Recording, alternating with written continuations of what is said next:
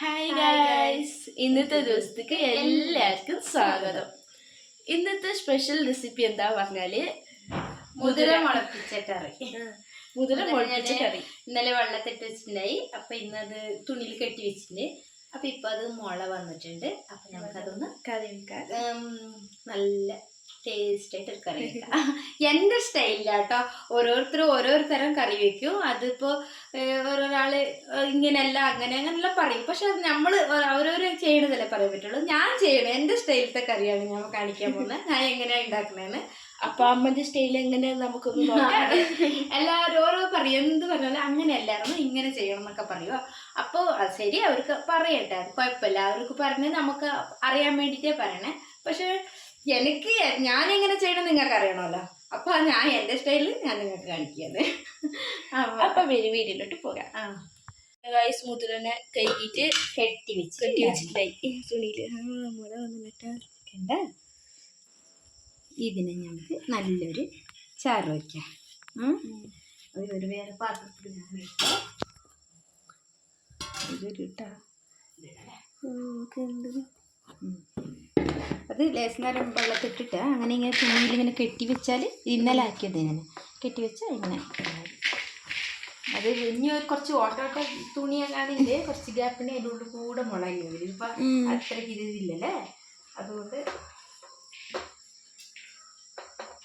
ഇത്ര നീളം വന്നാൽ മതി. ഇത്ര നീളം മതി. പക്ഷെ മുതിര അങ്ങനെ കറി വെച്ചാൽ ഭയങ്കര ചൂടത്ര. പക്ഷേ ഇത് മുളപ്പിച്ചിട്ട് കറി വെച്ചാൽ തണുപ്പാണ്. പിന്നെ ഇതിങ്ങനെ തിന്നാനും ടേസ്റ്റ് കറി. പിന്നെ വിറ്റാമിൻസ് ഉണ്ട് ഇതിന്. മുളപ്പിച്ചിട്ടൊക്കെ ആക്കിയാൽ നല്ലതാ. എപ്പോഴും മുതിര കറി വെക്കുമ്പോൾ ഇങ്ങനെ മുളപ്പിച്ച് വെക്കണം. ഇതില് പ്രത്യേക പ്രോട്ടീൻ എല്ലാം ഉണ്ടോ? അതുകൊണ്ട് മുള വന്നതല്ലേ. ഇപ്പൊ ഇത് ഇങ്ങനെ ഇരിക്കട്ടെ, നമുക്ക് ഇതിനുള്ള അരപ്പ് റെഡിയാക്കാം. ഫസ്റ്റ് ഒരു ഉള്ളി, അല്ല ഒരു തക്കാളി, വെളുത്തുള്ളി, ഇഞ്ചി ചെറിയ കഷ്ണം, പിന്നെ ചെറിയ കഷ്ണം ഉള്ളി ഇട്ടേക്കണം. ഫുള്ളല്ല, ഒരു ചെറിയ കഷ്ണം, കുറച്ച് മല്ലിച്ചപ്പ്, പിന്നെ പട്ട ഒരിച്ചിരി, ലവങ്ക ഒരു 3 എണ്ണം, ഇങ്ങനെ. പിന്നെ തേങ്ങ. പിന്നെ നമുക്കൊന്ന് വാട്ടിട്ട് പിന്നെ അരയ്ക്കണം. അപ്പൊ ഞാൻ ഈ എണ്ണയിൽ ലേശം വാട്ടിട്ട് ഗ്യാസ് വെച്ചിട്ട് ചട്ടി വെച്ചിന്. ചട്ടി ഒന്ന് ചൂടാവട്ടെ. അപ്പോൾ ഗൈസ് ചട്ടി ചൂടായിന്. ഇതിൽ കുറച്ച് എണ്ണ ഒഴിച്ചു കൊടുക്കാം.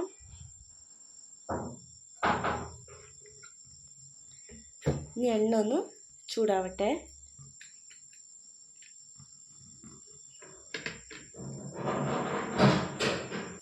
എണ്ണ ചൂടായിട്ട് നമുക്ക് ഇതിലോട്ട് തേങ്ങ ഇട്ടെടുക്കാം.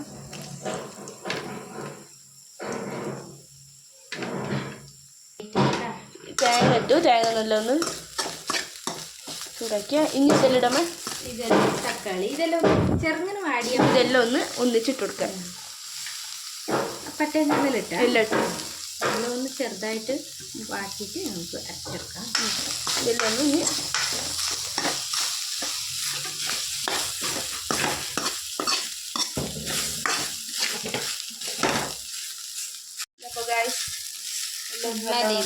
ഇതൊന്ന് ഓഫാക്കിയിട്ട് നമുക്ക് അരച്ചെടുക്കാം. കുറച്ച് തണുക്കാൻ വെക്കാം. തണുത്തിട്ട് ഇതൊന്ന് അരച്ചെടുക്കാം. അരച്ച് വെച്ചിട്ടായി നമുക്കിനി മസാല റെഡിയാക്കാം. ഒന്ന് തക്കാളി ഉള്ളിയെല്ലാം ഒന്ന് വാട്ടാം. ഫസ്റ്റ് എണ്ണ വെച്ചിട്ട് കടുക് തീർന്നു പോയി. അപ്പോൾ എന്നിട്ട് കറിയിൽ പുതുവേടൽ കടുക് ചെറിയ ഉള്ളി ചെറുതായിട്ടൊക്കെ അരച്ച് ഉള്ളിയിൽ ഏറ്റവും ആദ്യത്തിന് നമുക്ക് കരിയാപ്പില ഇടാം. കരിയാപ്പില പച്ച ഇട്ടാൽ നല്ല ഇതായി പോലെ നല്ല എന്താ പറയുക, അങ്ങനെ ടേസ്റ്റ് ഉണ്ടാവുന്ന അങ്ങനെയല്ല, ഒരു പച്ച വേണം. ഉള്ളി അല്ല കരിയാപ്പില. അപ്പോൾ ഇതിൽ ഫുള്ളായിട്ട് ഇതാവല്ലേ, അതിനായിട്ട് വേണ്ട. അത് പിന്നെ നമുക്ക് കരിയാപ്പില പിന്നെ ഇടാം. കുറച്ച് കരിഞ്ഞിട്ട് കരിഞ്ഞ് പോകുമെന്ന് അതിന് ഉള്ളി വാടി പിന്നെ തക്കാളി ഇട്ടിട്ട്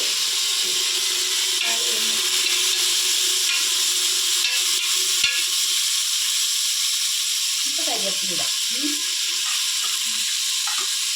ഒരു 4 പച്ചമുളക് അങ്ങനെ കീറിയിട്ടത് അതിലൂടെ നല്ലോണം ഒന്ന് വാട്ടിയെടുക്കാം.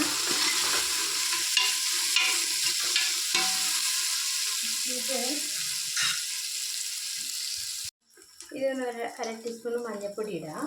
ഞാൻ അരപ്പിന് മഞ്ഞൾപ്പൊടി ഇട്ടിട്ടുള്ളത്. ഇനി ഒരു ടീസ്പൂണിൻ്റെ അത്ര മുളക് പൊടി നിങ്ങൾക്ക് എത്ര വേണം നോക്കിയിട്ട് ഇടുക. ഞങ്ങൾക്ക് ഗ്യാസ് മതി. അപ്പോൾ ഒരു ടീസ്പൂൺ ഫുള്ളായിട്ട് വന്നിട്ടില്ല. അപ്പം ഇതെല്ലാം ഒന്നിങ്ങനെ ഇളക്കിയിട്ട് പിന്നെ നമുക്ക്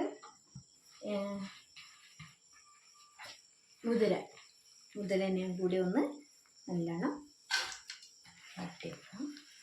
നല്ലോണം ഒന്ന് വാട്ടാം അല്ലേ. അതിൻ്റെ ഒരു സ്മെല്ലെല്ലാം പോവും, പച്ച സ്മെല്ലുണ്ടോ അതെല്ലാം പോകണമെങ്കിൽ എന്താ പറഞ്ഞാൽ ഇത് ഉരുളക്കിഴങ്ങെല്ലാം ഇട്ടിട്ട് അങ്ങനെ കുക്കറിൽ വേവിച്ചിട്ട് അങ്ങനെ കറി വയ്ക്കും ചിലർ. അതേപോലെ ഓരോരാളും ഓരോരോ ടൈപ്പ്, ഓരോ നാട്ടിൽ ഓരോ തരമുള്ള കറി വയ്ക്കും. അപ്പോൾ ഞാനിങ്ങനെ വയ്ക്കുന്നു. ഞാനും ഇനി ഇടയ്ക്കിടയ്ക്ക് വേറെ തരത്തിലും വെക്കും, വറവാക്കും അല്ല.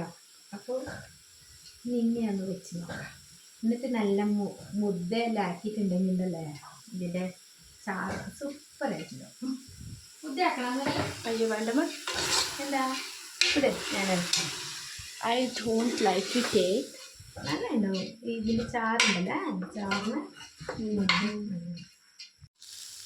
അപ്പോൾ ഇതാ എണ്ണയിൽ നല്ലോണം ഒന്ന് മുതിരയും നല്ലോണം ഒന്ന് വാട്ടിയിട്ടായി.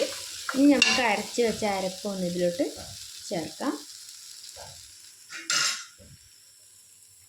അരച്ചതാ ഇത് പറഞ്ഞാൽ ഇതിൽ മഞ്ഞൾപ്പൊടി ഇതിൽ ഞാൻ ചേർത്തിട്ടില്ല, മഞ്ഞൾപ്പൊടിയും മുളക് പൊടി ഇതിലിട്ടിട്ടില്ല. അപ്പോൾ അങ്ങനെ ഈ ഇതിൽ കൂടെ ചേർത്തിട്ടുണ്ട്. അപ്പോൾ ഞാൻ അരപ്പും കൂടെ ഇതിലോട്ട് ചേർക്കാം. പിന്നെ ഇതാ ഒരു ലേശ പുളി, ഇത്ര പുളി ഞാൻ വെള്ളത്തിട്ട് വെച്ചിട്ട് ഇതൊന്ന് നല്ല ഞവണ്ടിയിട്ട് ഈ പുളിവെള്ളം കൂടെ അതിൽ ചേർക്കാം.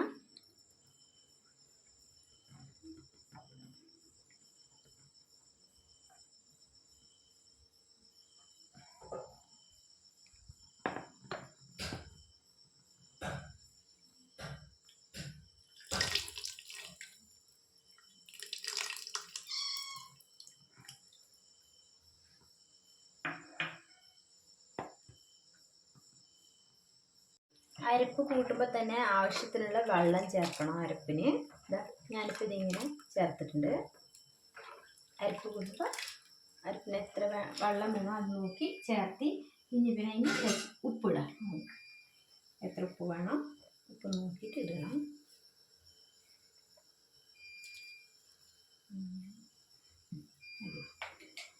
ഈ ഉപ്പൊക്കെ ഇട്ടിട്ട് നമുക്ക് ഇത് അടച്ച് വയ്ക്കാം. ഇത് പറഞ്ഞാൽ ഇപ്പോൾ ഹൈ ഫ്ലെയിമിലുണ്ടല്ലേ, ഇതൊന്ന് സ്ലോ ആക്കിയിട്ട് നമുക്ക് കുക്കർ അടപ്പടച്ചിട്ട് ഒരു 2 വിസിൽ വരട്ടെ. അപ്പോൾ ഇത് സ്ലോയിലുണ്ട്. അപ്പോൾ 2 വിസിൽ കഴിഞ്ഞിട്ട് നമുക്ക് തുറക്കാം. അപ്പോൾ നമ്മുടെ കറി റെഡി ആയിട്ടുണ്ട്.